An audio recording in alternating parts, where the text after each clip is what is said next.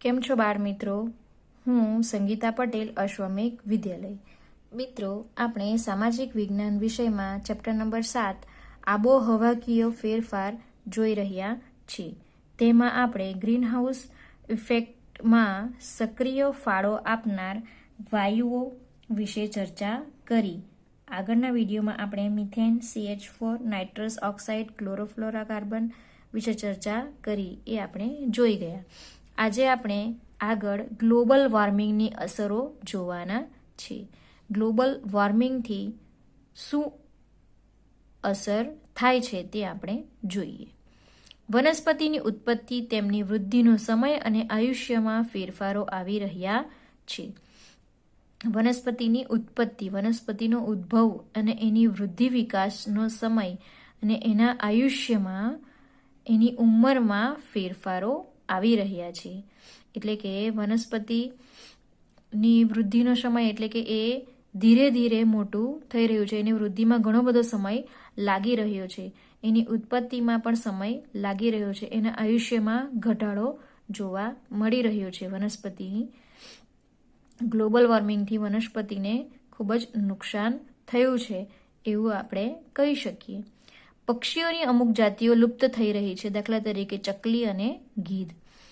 પક્ષીઓની અમુક જે જાતિઓ છે એ પહેલાં આપણે જોઈ શકતા હતા, પરંતુ અત્યારે એ લુપ્ત થઈ રહી છે, નાશ થઈ રહી છે એ જાતિઓ. જેમ કે અત્યારે આપણે ચકલીઓ, પહેલાં ઘણી બધી ચકલીઓ હતી. ચકલી પહેલાં આપણે ઘણી બધી જોતા હતા, પરંતુ અત્યારે ચકલીનું પ્રમાણ પણ ઓછું થઈ રહ્યું છે. ગીધને પણ આપણે અત્યારે એકદમ ઓછા જોઈ શકીએ છીએ. એટલે પક્ષીઓની જે અમુક જાતિઓ છે એ લુપ્ત થઈ રહી છે આ ગ્લોબલ વોર્મિંગના કારણે. ગ્લોબલ વોર્મિંગના કારણે એ લોકો કદાચ આ વાતાવરણમાં એમને મેચ ન થતું હોય, એના કારણે પણ એમની જાતિઓ લુપ્ત થઈ રહી છે એવું કહી શકાય.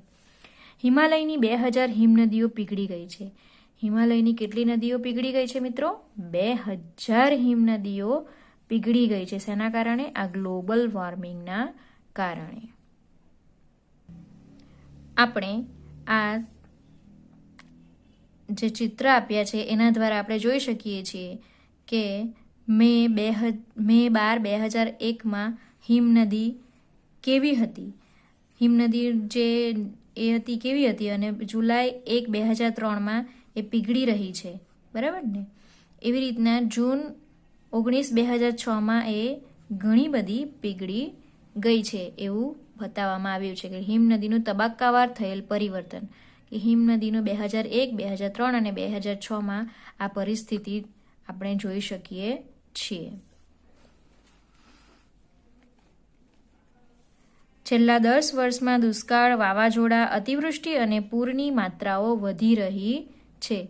છેલ્લા 10 વર્ષથી આપણે જોઈએ તો દુષ્કાળ પડી રહ્યો છે અમુક વિસ્તારોમાં વાવાઝોડા પણ આવી રહ્યા છે, અમુક વિસ્તારોમાં અતિવૃષ્ટિ, વધારે પડતો વરસાદ, અને એના કારણે પૂર પણ આવી રહી છે.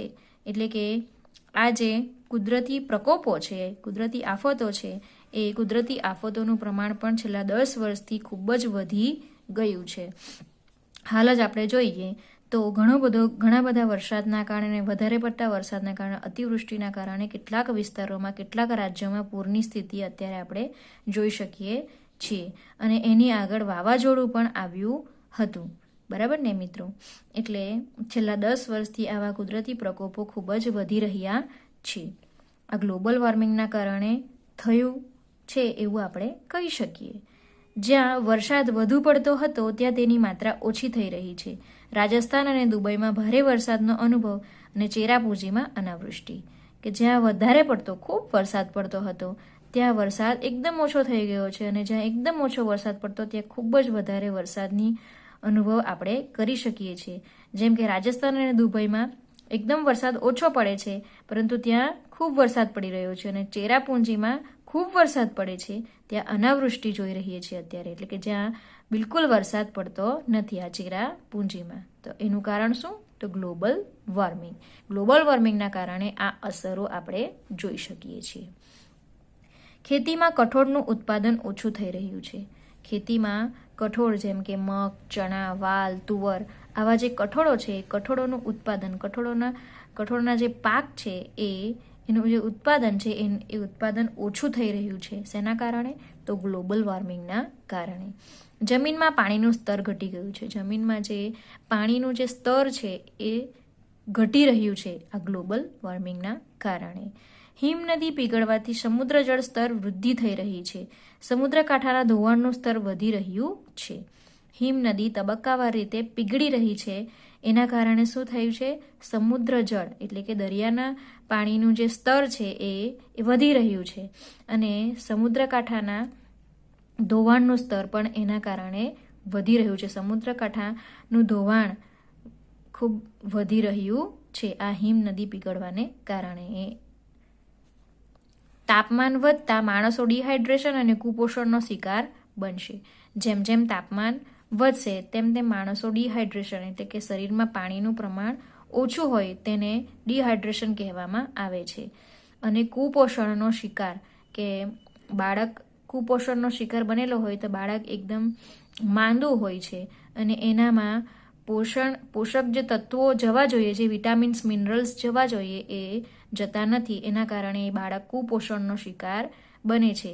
તો આ ડિહાઇડ્રેશન અને કુપોષણની સ્થિતિ આ તાપમાન વધતા વધશે અને ઘણા માણસો ડિહાઇડ્રેશન અને ઘણા બાળકો કુપોષણનો શિકાર બનશે તાપમાન વધતા. જેમ જેમ તાપમાન વધશે તેમ તેમ આ પરિસ્થિતિનો સામનો આપણે વધારે પડતો કરવો પડશે. ઋતુચક્રમાં પરિવર્તન આવી જશે. આ ગ્લોબલ વોર્મિંગના કારણે શું થશે મિત્રો? ઋતુચક્ર ચેન્જ થઈ જશે. શિયાળા અને ઉનાળાની ઋતુઓની લાક્ષણિકતાઓ બદલાશે. શિયાળામાં આપણને ઠંડી લાગે, ઉનાળામાં ગરમી લાગે અને ચોમાસામાં વરસાદ આવે છે. તો એમાં પરિવર્તન થઈ શકશે એવું આ ગ્લોબલ વોર્મિંગના કારણે કદાચ આ અસર થઈ શકશે. ગુજરાતની દરિયાઈ સપાટી 25 સેન્ટીમીટર જેટલી વધતા જમીનની ખારાશ વધશે. ગુજરાતની દરિયાઈ સપાટી કેટલી વધી જશે મિત્રો? 25 સેન્ટીમીટર જેટલી વધી જશે. એના કારણે શું થશે? જમીનની ખારાશ પણ વધશે. એટલે દરિયો જેમ જેમ વધશે તેમ તેમ દરિયાનું પાણી તો કેવું હોય? ખારું હોય. એટલે જે મીઠું પાણી હોય તે મીઠું પાણી પણ કેવું થશે? ખારું થઈ જશે.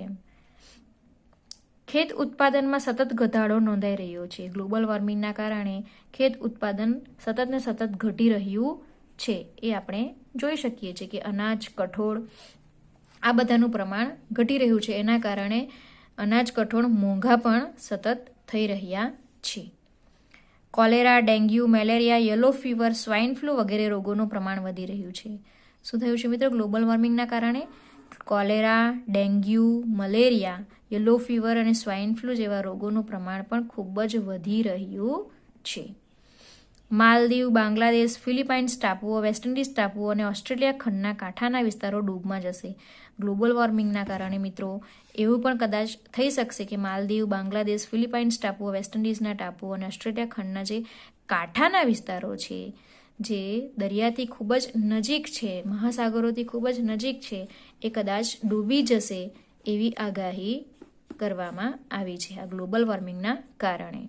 ગ્રીન પીસ સંસ્થા મુજબ ઈસવીસન 2000માં એટલે કે 2100માં ગુજરાતમાં વસતા આશરે 55 લાખ લોકોને સ્થળાંતર કરવું પડશે. ગ્રીન પીસ નામની જે સંસ્થા છે એમણે સંશોધન કર્યું છે કે ગ્લોબલ વોર્મિંગના કારણે ઈસવીસન 2000માં 2100માં ગુજરાતમાં વસતા આશરે 55 લાખ લોકોને સ્થળાંતર કરવું પડશે. એટલે કે એક જગ્યાએથી બીજી જગ્યાએ સ્થળાંતર કરવું પડશે.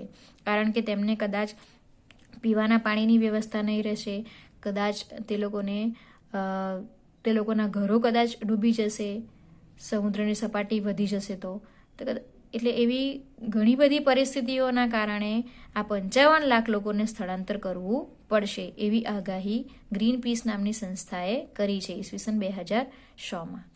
વૈશ્વિક તાપમાનમાં વધારાને લીધે ફૂલો ખુશ્બુ ગુમાવી રહ્યા છે. આપણે સુગંધ કરીએ તો ફૂલો પહેલાં જેટલી સ્મેલ આપતા હતા તેટલી સ્મેલ અત્યારે ફૂલોમાં રહી નથી. આ વૈશ્વિક તાપમાનના કારણે, ગ્લોબલ વોર્મિંગના કારણે ફૂલો પણ પોતાની ખુશ્બુ ગુમાવી રહ્યા છે. મધપૂડા હવે નામશેષ થઈ રહ્યા છે. મધપૂડા જે પહેલાં જોવા મળતા, ઘણા બધા મધપૂડા જોવા મળતા, પરંતુ તે મધપૂડા હવે આ ગ્લોબલ વોર્મિંગના કારણે નામશેષ થઈ રહ્યા છે, ઓછા થઈ રહ્યા છે. તો મિત્રો, આપણે જોયું કે ગ્લોબલ વોર્મિંગથી ઘણી બધી અસરો થઈ રહી છે અને હજી પણ ભવિષ્યમાં ઘણી બધી ખરાબ અસરો આપણે ગ્લોબલ વોર્મિંગથી સહન કરવી પડશે, તે આપણે જોયું. હવે આપણે જોઈએ કે પૃથ્વી પર તાપમાન વધારતા પરિબળો. અહીં ચિત્રમાં બતાવવામાં આવ્યું છે કે પૃથ્વી પર તાપમાન વધારતા પરિબળો કયા કયા છે. તો આપણે જોઈ શકીએ કે સૂર્યના કિરણો છે, એ સૂર્યના કિરણો પૃથ્વી પર આવે છે અને એને આ ઓઝોન લેયર એટલે કે ઓઝોન સ્તર જે છે એ પૃથ્વીના જે જલદ પારજાંબલી કિરણો હોય છે એનું શોષણ કરે છે અને પૃથ્વીને એની સૂર્યની પ્રચંડ ગરમીથી બચાવે છે. પરંતુ ઓઝોન સ્તર જ ખૂબ જ પાતળું થઈ રહ્યું છે, એમાં ગાબડા પડી ગયા છે. એના કારણે પૃથ્વી પર તાપમાન વધી રહ્યું છે. આ એક પરિબળ છે. બીજું કે આપણે વધારે પડતા રેફ્રિજરેટર, વધારે પડતી એસી એટલે કે વધારે પડતી આપણે યંત્રોનો ઉપયોગ કરીએ, યાંત્રિક ઉપકરણોનો આપણે વધારે પડતો ઉપયોગ કરીએ, એના કારણે પણ પૃથ્વીના તાપમાનમાં વધારે પડતી ગરમી વધી રહી છે. આ ફેક્ટરીઓના જે ધુમાડા છે એ ધુમાડાના કારણે પણ પૃથ્વીનું જે તાપમાન છે એ તાપમાન વધી રહ્યું છે. તો અહીં બતાવવામાં આવ્યું છે કે ચિત્ર 7.10 એટલે કે આપણે જે જોયું તેના થકી CO2નું કેટલું ઉત્સર્જન થાય છે તેની નોંધ કરો. CO2નું પ્રમાણ વધે છે. આ બધા જે પરિબળો છે એ પરિબળોના કારણે CO2 એટલે કે કાર્બન ડાયોક્સાઇડનું પ્રમાણ પૃથ્વીના વાતાવરણમાં કાર્બન ડાયોક્સાઇડનું પ્રમાણ ખૂબ જ વધી જાય છે. એનું આ બધા જે પરિબળો છે, આ બધું જે આપણે યુઝ કરીએ એના કારણે જ પૃથ્વી પર CO2નું પ્રમાણ વધી રહ્યું છે, કાર્બન ડાયોક્સાઇડનું પ્રમાણ વધી રહ્યું છે અને એના કારણે પૃથ્વી વધારે ને વધારે ગરમ થઈ રહી છે. પૃથ્વી પર તાપમાન વધી રહ્યું છે.